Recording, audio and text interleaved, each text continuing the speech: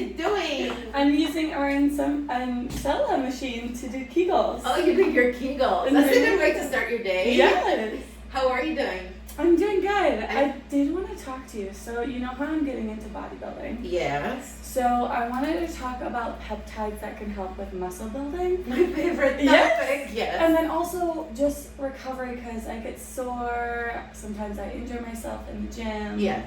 So just going through those things. So I love peptides because, this is my favorite topic really, for real. So peptides are really super amazing superheroes because they can heal your body without side effects. And I love that, it's not like you're not taking Motrin or something that's going to hurt your stomach. Exactly. So I love 3 peptides for muscle builders like you, and I'm so excited. I see you posting on Instagram. Yes. So good luck with that, and I know you're going to compete and it's going to be awesome. Oh, thank you. So the typical ones that I usually recommend for injuries and actually muscle building, we're talking about 3. BPC 157, Love it. TB4, and KPV. Oh, you're done with your treatment. Perfect. So BPC 157 is this very short peptide. Yeah. It is in our stomach. It's created in our stomach. So it's a natural peptide. So all peptides are natural.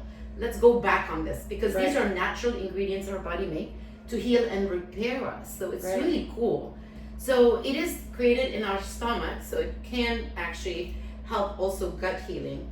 But one of its amazing effects is that it heals muscle, bone, tendons, cartilage.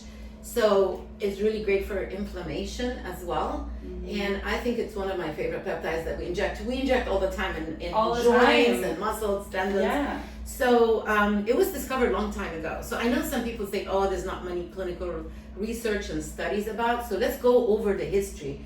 BPC was discovered the last century, believe it or not. So in Russia, they did that.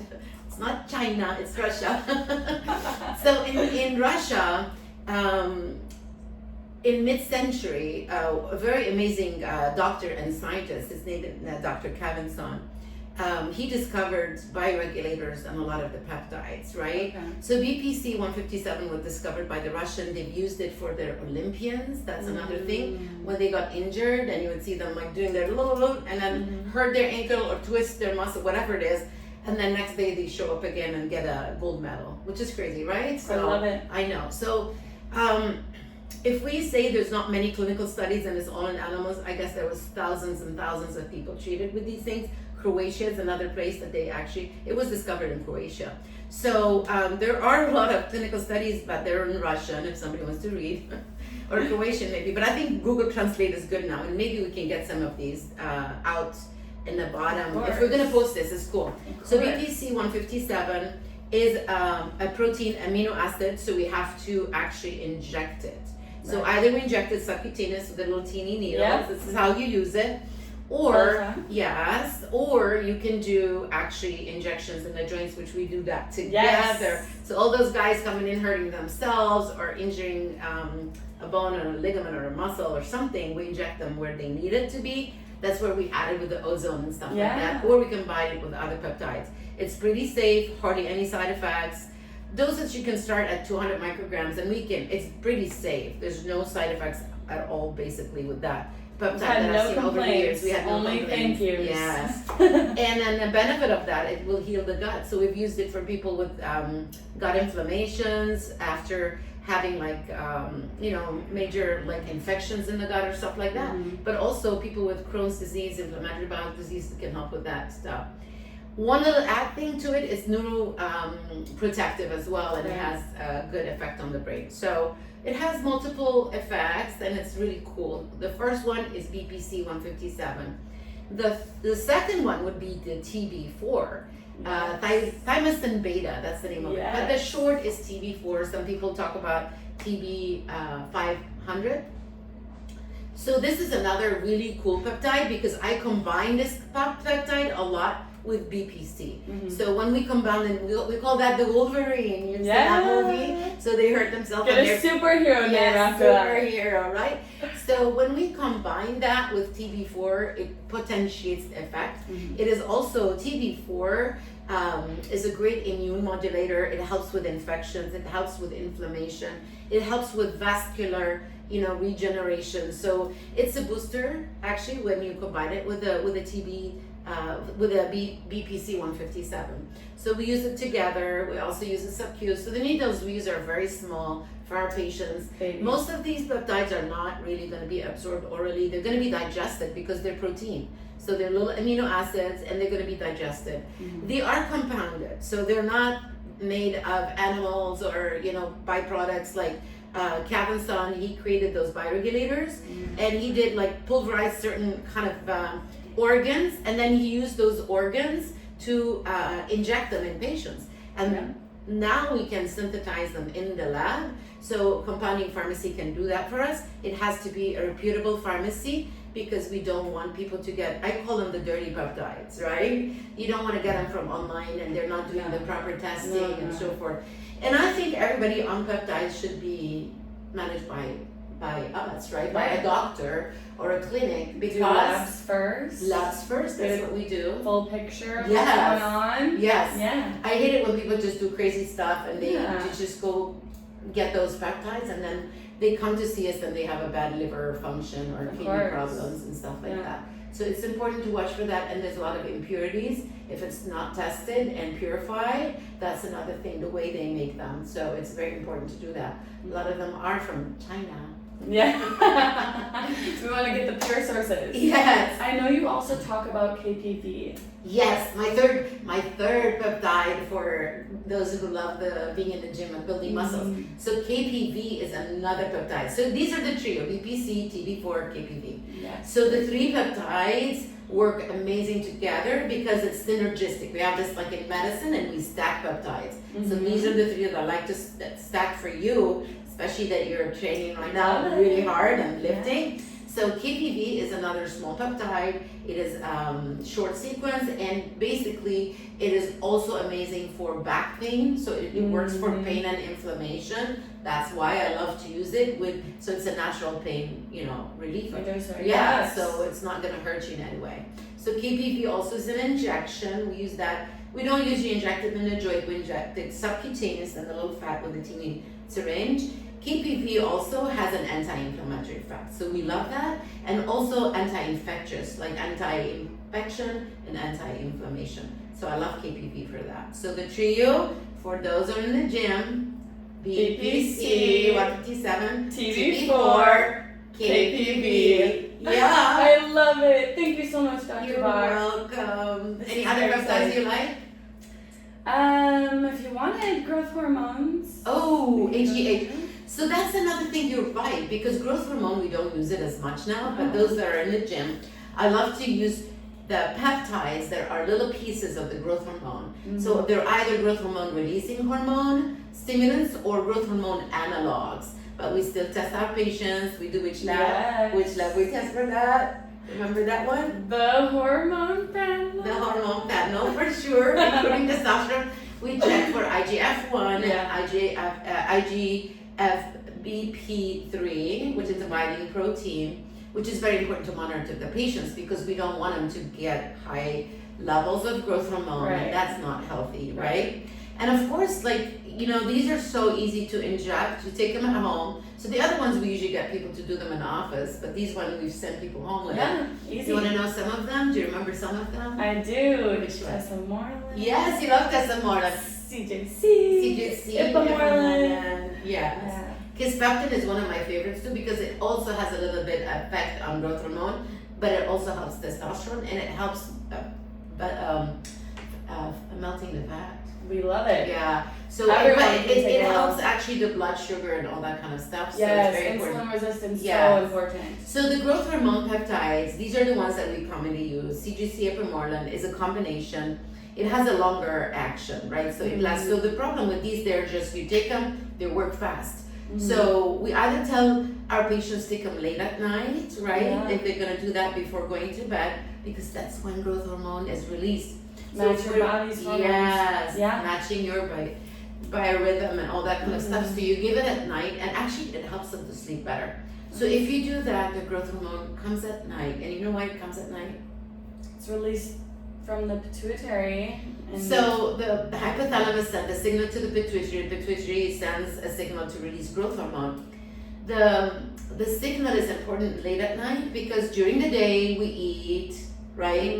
And we have our proteins, our carbs, and even the fats, the good fats. And our body is processing this. So late at night, when every organ is like kind of shut down, we're already digested, and we're supposed to heal and repair, right? So late at night, when you're having REM, that's the very, a good time because that's why you have to have a good sleep, right? I tell people if you're not going to sleep, you're not releasing growth hormone. Right. That's the time we want to increase that growth hormone by giving those growth hormone releasing peptides. So CGC Ipamorelin is long lasting, so it can last a few days, right? 5 days. However, because they add it to it, like they make it long acting. However, all your other one like Tesamorelin and Kisspeptin and the other peptides, growth hormone releasing, there's another frag that we use. They're very short acting. So I tell people if you're gonna take it and go to the gym to build muscles, because they're super amazing for increasing the muscle bulk, but also they're good for your bones. So you improve the bone density and increase your circulation. It's great for your brain. So it's like and anti-aging. Focus, it's anti-aging, right? So now we don't do the growth hormone really like that people get from the pharmacy anymore, that a lot of people were using it like 10, 15 years ago. We're doing the growth hormone peptides. I love it. And I love Kisspeptin because it also increases testosterone. Yes. What a combination. I know. This I is love my the favorite. protocols that we use here. Yes. Yeah. So the peptides that I like to use for testosterone, like Kisspeptin. So if we get young guys and they're coming sick, I want testosterone, because that's another way, right? You know, like men and women take testosterone because they want to bulk up and make more muscle, right? So we use another peptide instead of testosterone if they're young, because you know what happens to a young man who takes testosterone? Yes, sperms die, kind of. So they're not making any more sperms, and it's infertility. It's sad. So young people sometimes get their testosterone from the gym. Please do not do that, right? Because it's dangerous, and you don't know what you're doing. Again, testing levels are important. Anaphylactic reactions. Yes, you have had a couple people come in. Yeah, because it's mixed with bad stuff. God knows. We had one getting testosterone from the gym, and it was made for horses. Yeah. It says equine. If it says that, don't buy it, or don't get it from your, gym. That's sad. Scary. But yes, scary. So we had somebody had a bad reaction. But testosterone is a very important hormone for, again, muscle building and helping you kind of like lean up and be fit. It's the leadership hormone, right? So if you want to be strong and you need testosterone and you're young, we do gonadorelin. Yeah. Gonadorelin. So that's my other peptide that I like, gonadorelin. So we pulse it for them and measure the levels, and it increases your testosterone, which is cool. Naturally. Yes. So your body does it. Because your body's so intelligent. Yes. If you just give it the right tools, it can do whatever you want it to do. No. Well, final thing I'm going to say, because that's another kind of group of peptides that I love, and we combine it. So we stack for our patient peptides, you know that, right? So what other organs do you think I would want to work on for energy? Your liver. Your energy peptide? I think, brain and mitochondria. Mitochondria! You got it, girl. Okay. We started working together on peptides recently. We did. Learning this a lot. Is exciting. I'm so proud of you.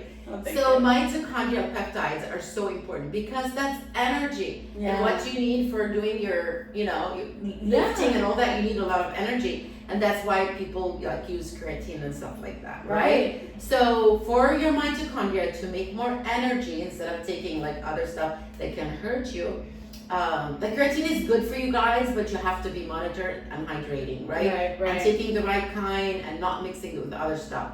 However, if you want to build up your energy, get ATP, build up your mitochondria with a peptide, MotsC, which is an amazing peptide, small, little teeny peptide made by the mitochondria. It increases your energy production. It's great for anti-aging too, so it's super cool.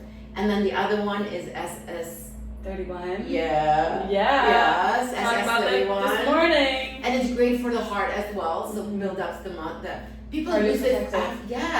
And people have used it for strokes, but it's cardioprotective. Okay. So it's amazing for your heart muscle. You need your heart muscle to be strong, right? To pump Anything. more blood for oxygen. And then one other peptide, so MotsC, SS31, and humanin. So these are the peptides that are made by your mitochondria to increase your energy in the mitochondria, which is super amazing. Actually, humanin is so important for the brain. You know how they discovered that? No. They were doing research and they found that the people with Alzheimer, they were identifying it in their brain tissue. That's how they discovered it. And they found the people with low humanin are the people that are having, brain problems. We gotta get this out more. Yeah. I love it. So humanin, MotsC, and SSR. Again, we stack them, we cycle them. We don't use one peptide all the time. That's the key. On average, people are on 3-4 peptides and they cycle them. That's important. You know why we cycle them? Well, we don't want to have tolerances. Yes. So tolerance is important because they go signal the receptors. Yeah. And when the receptor is constantly stimulated by the same thing, you want to pulse it, you want to change that, because that's how our body works, right? We have a diurnal rhythm, we have circadian rhythm, which is changes and cycles. Like testosterone doesn't come out all day, it comes early in the morning, really early. That's where people get woody. But it comes out throughout the day, but smaller quantities. So all our hormones do this, or our peptides do that. But when you're taking peptides, the same peptide every day, you create tolerance, or the receptor does not respond as well. But another thing, it's a protein, and people can start having reactions to them, sensitization to them. That's what you were talking about. Like people can have an allergic reaction or sensitized, so they start having reactions. That's why they should be with a doctor, right? Someone to guide them. Yeah, of course. So I wish you the best of luck. Thank you so much. We're gonna post you once you win, girl. Oh yeah, we're getting gold medals with this lady. Yes, gold medals, only the best. Thank you, love you. You're welcome.